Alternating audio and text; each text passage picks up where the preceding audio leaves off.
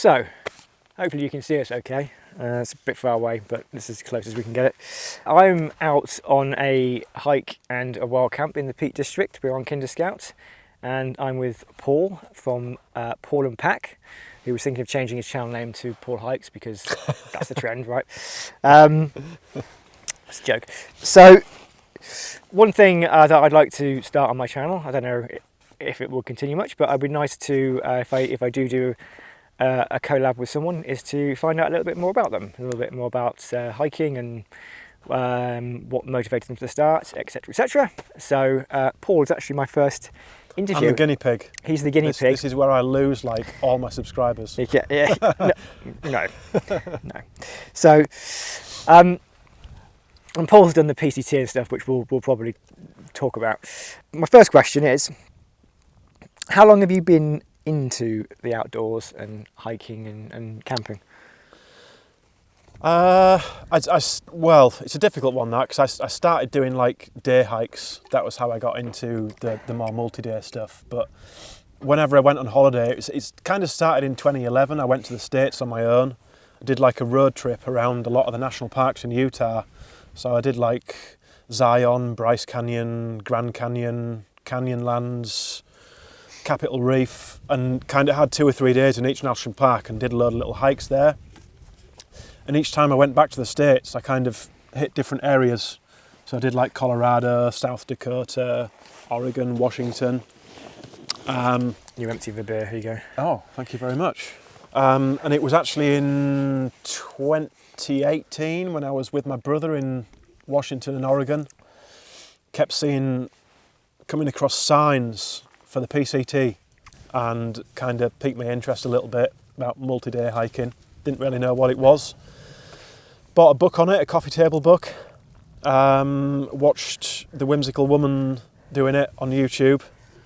Her like trail diaries, and that just sealed the deal for me basically. I was just heading straight in the deep end and going to attempt to walk Mexico to Canada. So had you done much like long distance hiking before that? So the PCT was you literally threw yourself in it? Yeah. The most I'd done beforehand, I'd maybe done like 20 miles in a day, something like that. Right. But I'd always gone back to the car and back to the hotel. Oh, right, so you haven't done wild camping at that point or anything? Not a great deal, no. That really was throwing yourself in the deep end. It was, it was an education. Definitely. Yeah, I'll bet. Flipping heck. My next question was, obviously you did the PCT. So how did you find doing the PCT?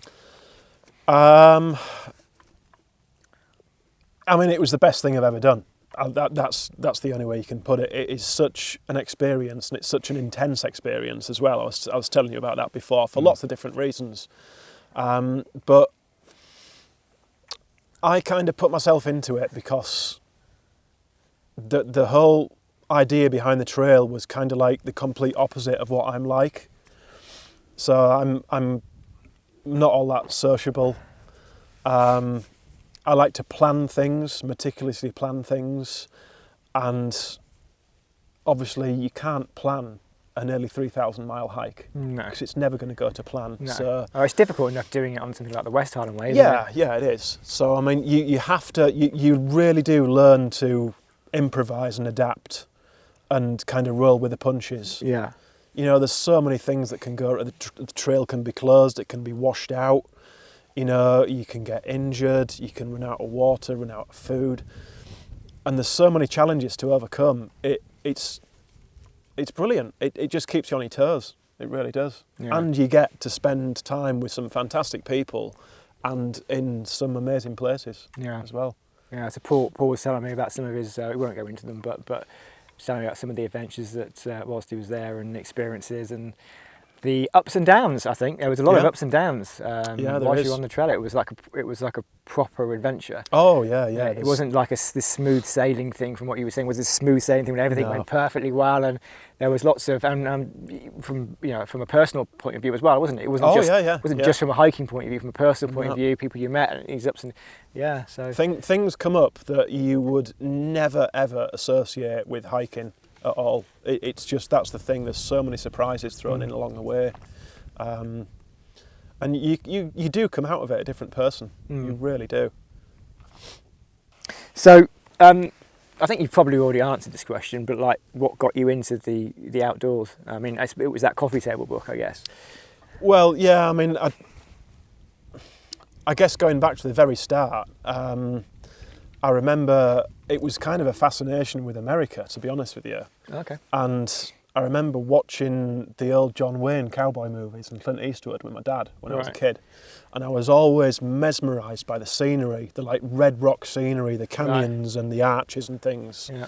And that was why I chose to go to Utah for my first kind of like road trip, because that's where all that scenery is.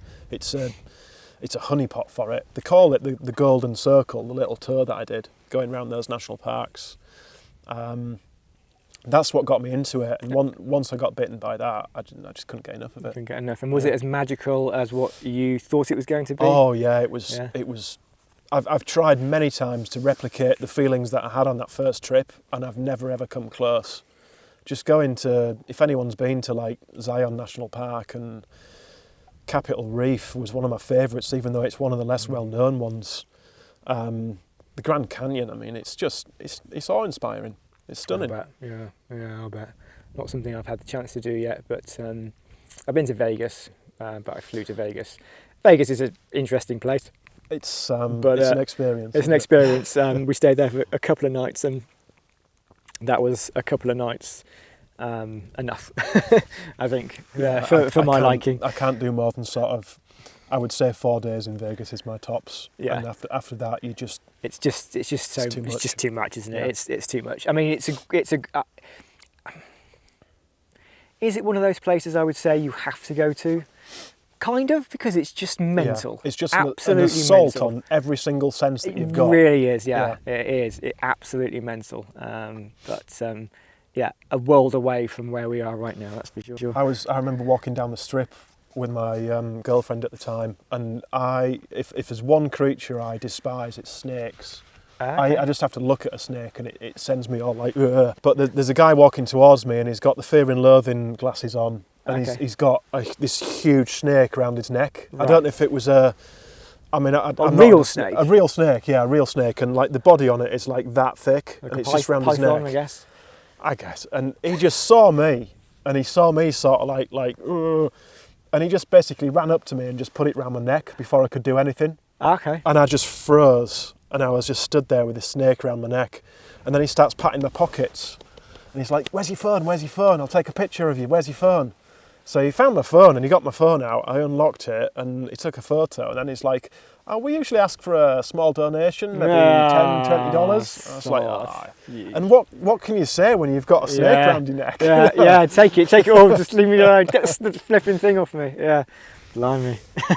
Yeah, Vegas. Yeah.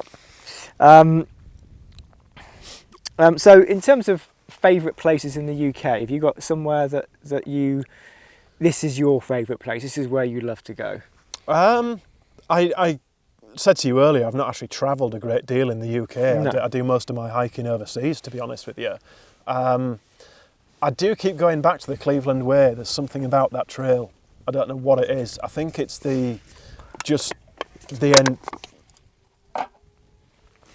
differences on that trail. It's almost like walking 2 or 3 different trails in one. Yeah, because you get the Yorkshire Moors.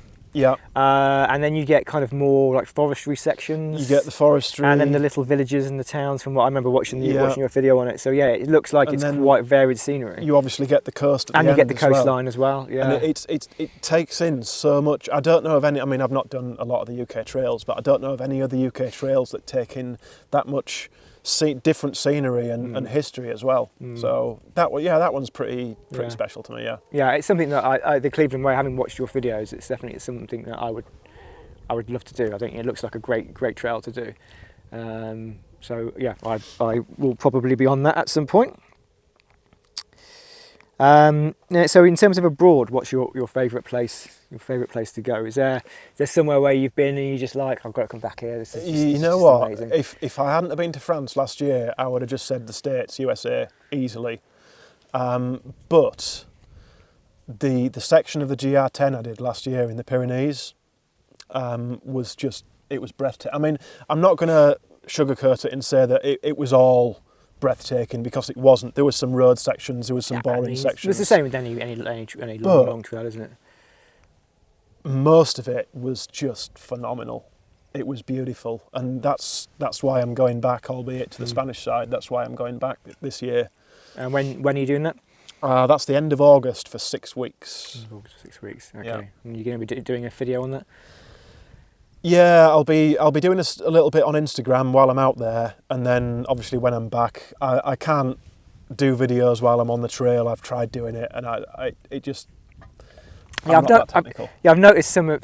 Oh, so you're gonna put the video together when you're back rather than when I'm you're back, out there. I'll put the YouTube stuff out. Yeah. Okay. Yeah. No, I can't do it on the trail.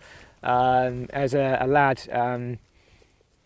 Hiking with Ryan, I might have got that wrong. Ryan, I apologise if that channel name's wrong, but he went to did the Israel Trail. I'm not sure if it's called Israel Trail.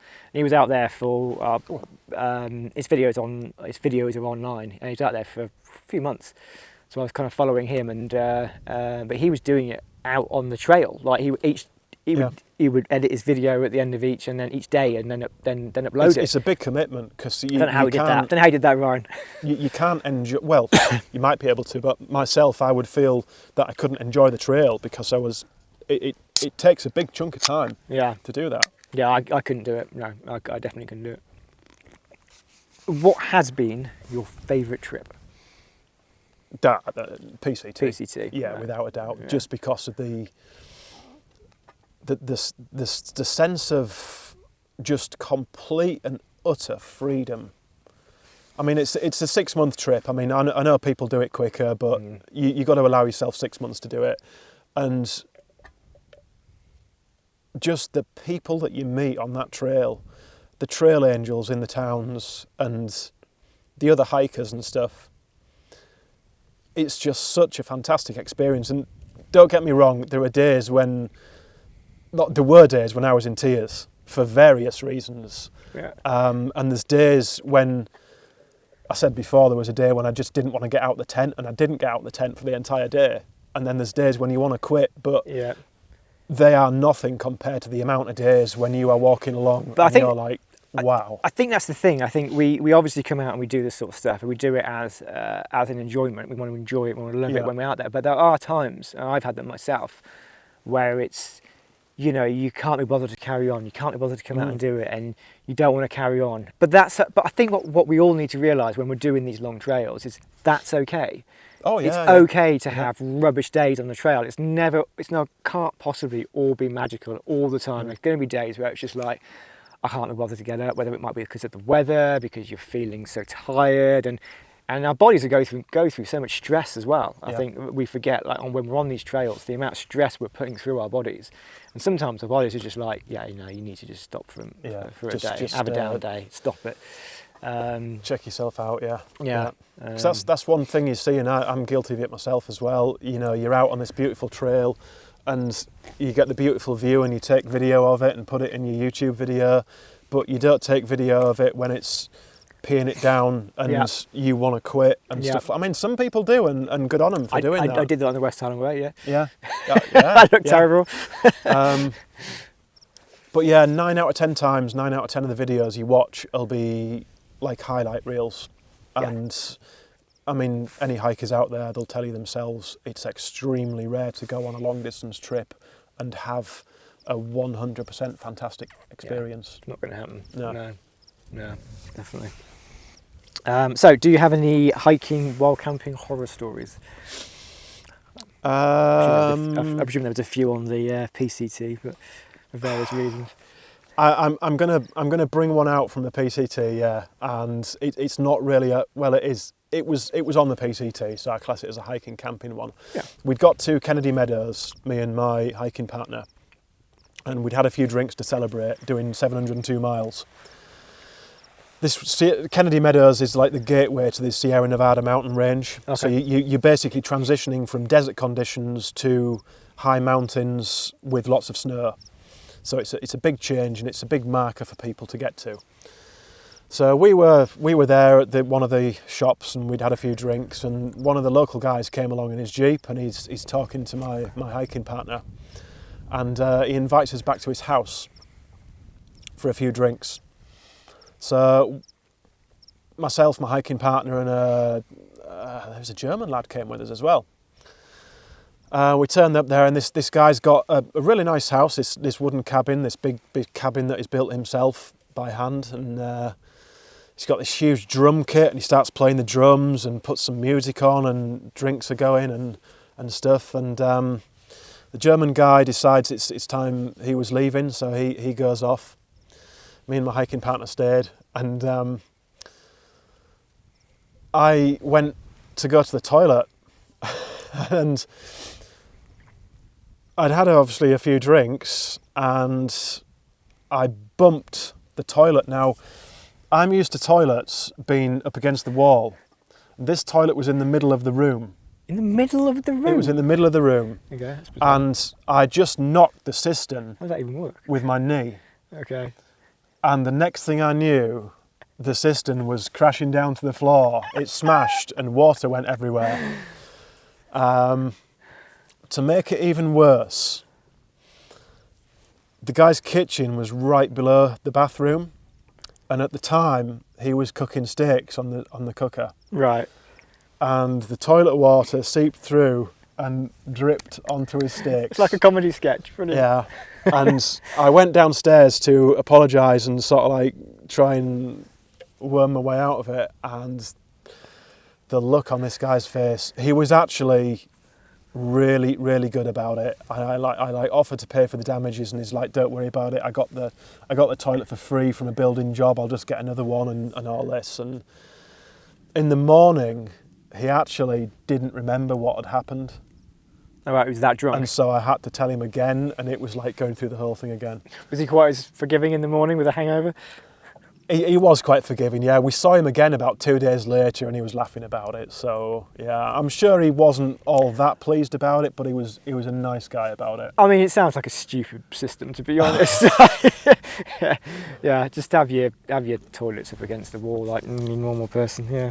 There's that, and then there's a couple of horror stories, you know, like in the tent. Had a night in the Canary Islands where I'd pitched up on what I thought was a nice sheltered spot from some wind, and the wind whipped round in the night, changed directions, and at one point I honestly thought that my tent was going to take off with me in it. I was so scared. It was a Durst and Exmid. No, it was the Big Agnes Copper Spur. Oh, that was the Copper Spur. Yeah. Okay. Yeah.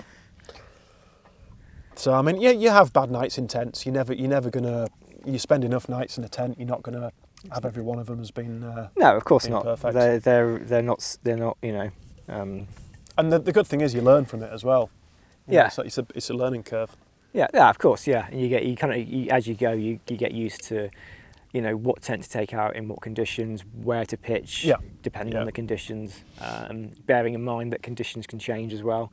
So having a look at the forecast and where you are, and you know, it could be like right now it's like there's no wind, but you know, come 2 o'clock, 3 o'clock in the morning, this could change. You know, the direction of the wind could come in, and we could have tents, you know, DCF tents flying all over the place. But fingers crossed, not.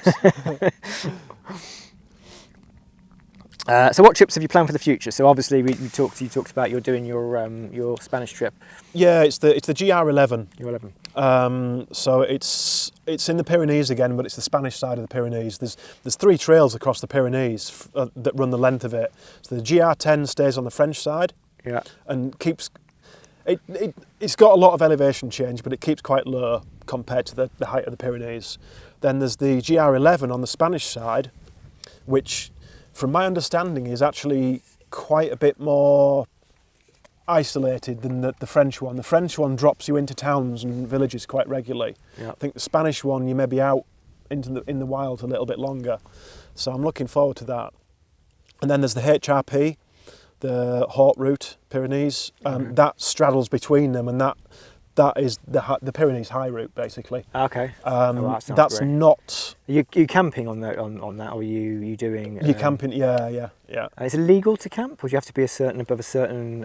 It's an height? understanding you can do. Okay. Yeah, it's. I think technically, if you're going to get down to the nitty gritty, it possibly is illegal. But I mean, Right, same here, isn't it? What we're Yeah. doing is technically illegal, but like, Yeah. who cares apart from maybe the sheep? But You've got to be smarter, but you know, be respectful and Yeah. leave no trace, basically. yeah, I mean, who's gonna care? You know what I Yeah. mean? But so why did you decide to start vlogging? Why did you start your YouTube channel? You know what? I'm not exactly. One of the reasons was I'd been taking videos anyway, and you know what it's like. You just stick the video on a hard drive or an external drive, and you very rarely look at it again. And you forget about it. Yeah. Yeah. So I thought, I'll put it on YouTube, and then it can stay on their hard drive. Yeah. It well, can, exactly, it can jam Yeah. their hard drive up. And the other thing was, I got a lot of advice and help from YouTube, from different people Right. doing things, and I thought it would be nice if I put up my experiences, Yeah. and I was able to help even just like one person. So like some of the early videos I did in the Canaries, if you watch them, you'll hear me talking about like there's a shop here and this shop might be closed, this one's closed down and stuff. Just little things to try and help you plan along the way. Because a particular oddity in Spain is the siestas. So you get into a town at like 12 noon, Yeah. and you're like, right, shop, resupply, you get there and you're like, what, the shop's closed till 4 p.m. Yeah. You know, Yeah. and things like that. So, yeah, just to try and, one for me, for my memories and to look back, and I have rewatched some of them so many times now, it's ridiculous. It's nice to go back to them. Yeah, 'Cause absolutely. it brings back some great memories. And two, to try and just help some people out and give some people as advice. Yeah. And a third reason is there are some people that obviously can't get out and do those hikes. And I know it sounds quite altruistic and quite like snobby and whatnot, but it's nice just to be able to try and give them some. You see it a lot on comments actually, surprisingly, especially the like the really popular channels, you know, Paul Messner, etc.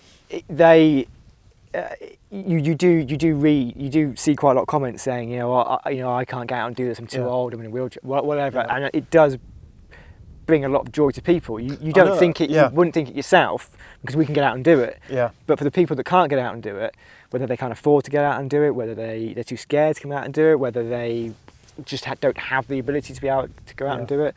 I think that's a good thing. I know when I'm 75, if I make it to 75 or 80, I'll be watching hiking videos on YouTube, definitely. You'll be watching Paul Messner still hiking Still around the going Peak strong. District, yeah.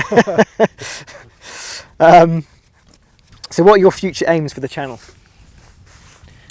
To be honest with you, I mean, the big thing is to get to the 1,000 subscribers. I'd love to be able to do that. I'm sure that make 1 million. by the law of averages, if I just keep putting videos up, eventually I'll get there. But just to keep doing the same thing, really, and just try to keep putting out semi-interesting content, basically. Some nice views and some decent hikes and a little bit of advice on gear, some reviews. That's pretty much it. It might get to the point where I decide it's no longer for me. We were talking about this earlier, actually, about it being a big commitment when you're out hiking and whatnot. I mean, you've got a decent amount of stuff to carry with you anyway, but when you're carrying your recording equipment as well, it can become a little bit of a Chore. and like a military operation. Trying to get, like, for the Spanish trip, I told you I've had to buy a solar panel because carrying that many spare batteries and power banks would just be ridiculous. Yeah. It's just another set of gear that you've got to charge up. I've got to charge this camera up. I've got these microphones now. I've got to charge up, and then you've got your phone as well, and everything else. Yeah, a lot of stuff to charge up. What are your tips for beginners starting hiking and wild camping? Go and watch my 15 tips for beginners on YouTube. It's a very good video. Not enough people are watching it. It's a good video. You should go and watch that. There you go. I'll put a link in the description. Well, I'll put a link somewhere, whichever. Well, one of the tips I left out of that was I should have put it in there. Was just do not get scared. Don't for a minute think that you can't do it, because if I can just start doing it, then you can do it as well. If I could start doing it, anyone could start doing it. And It's- we talked about this earlier. I think that if you, and there are moments on the trail when you're doing hiking and wild camping, and if you're on your own, you do get scared. You just need to stop, concentrate on what you're doing, focus on getting, whether it's pitching the tent or taking it one step at a time on a dodgy path or something, and you'll be fine. Most of the time you'll be fine. So yeah. Okay. You can, as well as that, if you run into a problem on trail, you can always. There's no shame in turning round and going back at all. No shame in bailing at all. If it's where safety is concerned, then yeah. And trust your instincts as well. If something doesn't feel right, if you're thinking, I don't feel comfortable, I'm not happy in this situation, whatever it might be, stop and go home. Stop, go back to the car and sleep in the car, or move somewhere else. You just listen to your gut, because your gut's important, I think. Okay, so this is a hard one. What is your favourite piece of equipment? Obviously, in terms of hiking and camping. Oh yeah, that's a decent question. Is that favourite piece of equipment? I mean, obviously you're going to say the Durston X Mid Pro, considering you just bought it and spent like £2,000 on it. No, that's a toughie. Is that favourite piece of equipment? I would possibly say my phone, to be honest with you. Okay. Just because if I didn't have that, like I told you before, I was carrying a huge, great DSLR on the PCT, and I was that scared of something happening to it. Expensive bits of kit, aren't they? Yeah, well, phones are as well, but yeah. But it's also, it was cumbersome. It was like strapped on my backpack strap there, and I see Darwin. He often has his like. Yeah. It was just more of a hindrance than anything else. And there was one time when on a stream crossing, it did actually get dunked, because I did a complete fall. I just lost my footing and I just went completely under. And they aren't waterproof, no? Definitely not waterproof, no. Okay. So the phone, basically, just because it's so multifunctional, it does pretty much everything you would need. I use it as my GPS on trail. I use it to take photos and occasionally videos, and the photos, to be honest, are one of the most important things for me on the trail, probably next to the videos, because you can look at a photo, but when you have the video as well and you've got the sound, quite often I'll watch a video back that I took and I can actually remember taking that video. Yeah. Sometimes I look at a photo and I'm like, I didn't even realise I remember taking that. No, yeah. But the phone possibly. I've mentioned my old Big Agnes copper spur tent, and just because I used that on the PCT, it has got I should have binned it ages ago. I can't sell it because it's not in any condition to sell. ripped to shreds. But I can't bring myself to get rid of it because it means too much to me. Yeah, I know what you mean. And I spent, like, I took it out into the forest a couple of weeks ago and spent a night in it, and it was just like, it was like seeing an old friend. Yeah, I know. If you know what I mean. Yeah, I'm similar with my Sierra Designs Meteor. I mean, it's not ripped or anything; it's in perfect condition. But compared to, I've moved on. I've got better quality tents. Not that there's nothing wrong with the Sierra Designs Meteor 2000. In fact, if you're starting hiking and wild camping, it's a really good tent to have a look at because the value for money on it is great. But occasionally I'll take it out, and and if I'm coming out with friends, I'll let them use it, and it's just a good bit of kit, and it also does feel. I took it. I went to a campsite. My first trip to the Berwins, I took that to the campsite, and then I took the X-Mid up when I went into the Berwins itself. Yeah. But the only reason I pitched that in the campsite was because I wanted to use it. I hadn't used it in a while. I got inside it. I'm like, it just felt homely. It just felt. I'm so I'd been using it for so long, and it was. That was it. I knew where all the little holes in the edge mesh were and stuff like that. And what is something that you regretted buying? There's probably a few because I've got quite a few. Yeah, there's been a few regretted buying. Anything that kind of sticks out that you're like, that was just a bag of garbage. it's not that it was a bag of garbage, but it's that it just didn't work out for me at all. I just didn't like it, and that was the HMG Southwest backpack. I had one of those, and one, it really hurt my hips. Okay. It gave me pretty bad hip sores. I struggle with that with most backpacks. I didn't get on with the side pockets at all. I just didn't like them, and just, you know, when something's just not right, you want to like it, but something just didn't work for you, and that was the piece of kit that didn't work for me. So, I mean, I did sell it and get back nearly what I paid for it, so yeah, I didn't really lose out in the end, but that was one. What else have I had that... I think... I can't really think of anything else, to be honest. There will be some. That's the one that kind of sticks out. That's the one that sticks out to me, yeah. The biggest, because it was quite a big chunk of money as well, obviously importing it from the States. Yeah. Yeah, it's disappointing when you get, and you try so hard to want to love it, don't you? As well? Yeah, that was just it. You're like, oh no, everyone else likes it. Why don't I like it? Yeah, it's all. Yeah, I've been there. Been there. Last question. So, what is your favourite big three for the summer and for the winter? So let's start with your summer loadout. What's your favourite big three? Just refresh my memory, we're talking tents. Big three, so we're talking shelter, we're talking sleep system, yeah, and we're talking backpack. Backpack. Well, backpack without a doubt now is it's the SWD ultralight long haul 50. Nice backpack. I tried it on earlier. Very nice. That's just going to be my backpack from now on, basically. Okay.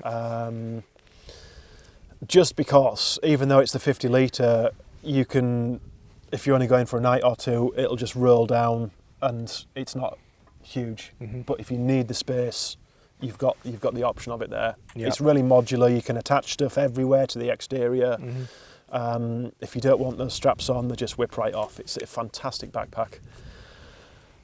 Tent, I'm hoping it's going to be this Durston X-Mid Pro 2, simply because of the. Please don't look at the pitch. It's terrible. It's fine. You can see it in shot. Yeah. Simply because of the space inside. For obviously a one-person tent, it's what's classed as a two-person. And you've got the Durston X-Mid solid one-person, have you? Technically, yes. I bought two Durston X-Mid 1s. Okay. I bought the X-Mid 1 V2 that came out and had the mesh inner. Yeah. Right. And then when he brought the X-Mid 1 solid out, I bought the X-Mid 1 solid. The version 2. The version 2.